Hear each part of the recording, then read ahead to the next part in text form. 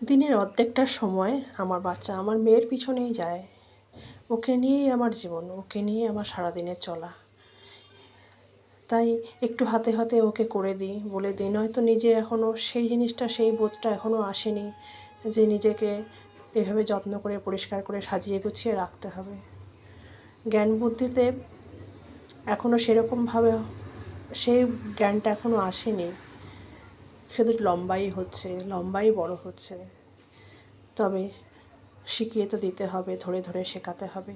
সময়ের সঙ্গে সঙ্গে ও একটা বয়সে গিয়ে শিখবে, তার জন্য এখন থেকেই শিখিয়ে শিখিয়ে ওকে নিয়ে যেতে হবে সেই দূর পর্যন্ত। সেটা সব বাবা মাই চেষ্টা করে থাকে, হয়তো আমার মতো সবাই করে।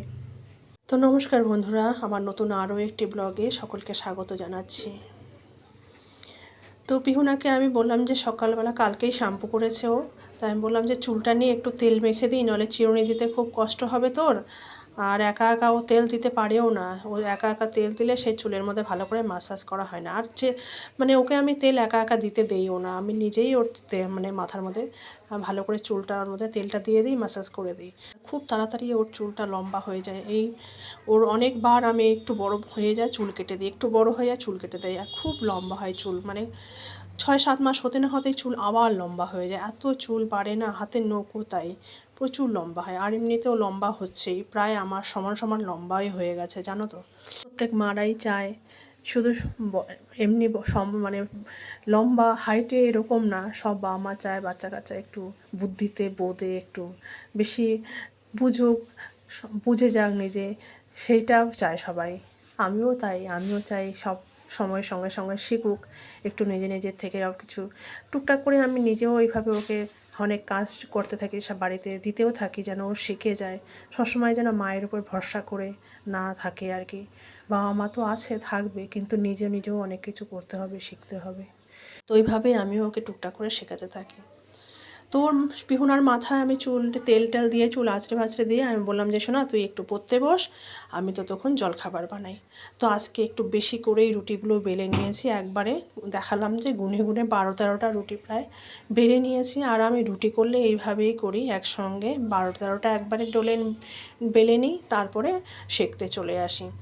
তো রুটি তো শীতকালে আমার বেশি লাগেই। পিহুনা তো রুটি খুবই পছন্দ করে, রুটি পরোটা এসব তো ভালোবাসে, ও সবসময় এগুলো খাবারই পছন্দ করে। আমারও তাই ভাত খেতে ভালো লাগে না এখন, রুটি পরোটা এইসবই ভালো লাগছে।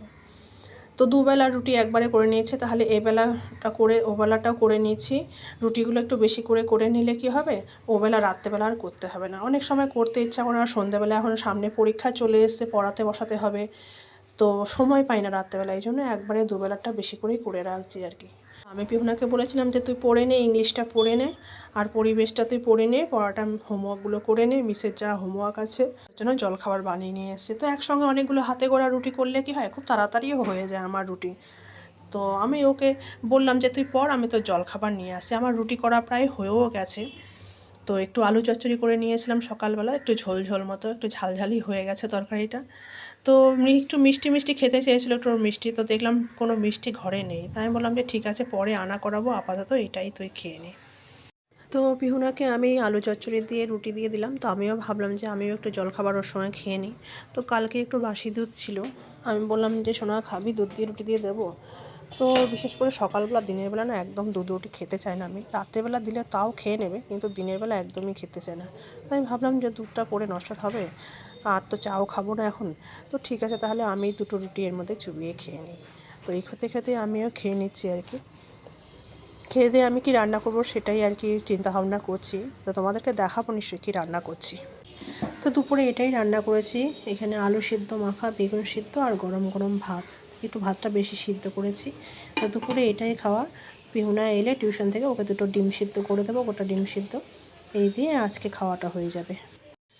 তো সকাল সকাল আজকে আমার সমস্ত কাজই হয়ে গেছে, আর রান্নাও তোমাদেরকে দেখালাম। সেরকম কিছু রান্নার ঝামেলা রাখিনি, কারণ সত্যি গরম গরম সেদ্ধ ভাত আর এরকম বেগুন মাখা, আলু সিদ্ধ মাখা ঝাল করে, এগুলো খেতে আমারও ভালো লাগে, আমার বরমশাই ও ভালোবাসে। তো ও খেয়ে দিয়ে অফিসে চলে গেছে সকাল সকাল। আর আমার মেয়ে, ও টিউশন গেছে আজকে। তো ওর আস্তে আস্তে সেই 2-2:30 বেজে যাবে। তো ও যখন আসবে ওর জন্য দুটো ডিম সিদ্ধ করে দেবো। তো এই জন্য আজকে আর কি কোনো ঝামেলা রাখিনি, কোনো সবজি টবজি করিনি। তো রাতে যদি কিছু করতে হয় তো ওবেলা রুটি খাওয়ার সময় কিছু একটা সবজি হয়তো করে নেব। তো সেই জন্য এবেলার কোনো রান্নার চাপই রেখেনি আজকে। এইভাবে সিম্পল রান্না আর কি হয়ে গেছে, দুপুরে রান্না সব কিছু। তো খেতে খেতে দেরি আছে আমার। তো আজকের মতো ভিডিওটা এখানেই রাখলাম। আবার দেখা হবে নেক্সট কোনো ব্লগে। তোমরা সবাই ভালো থেকো, সুস্থ থেকো। দেখা হবে নেক্সটে। টাটা সবাইকে।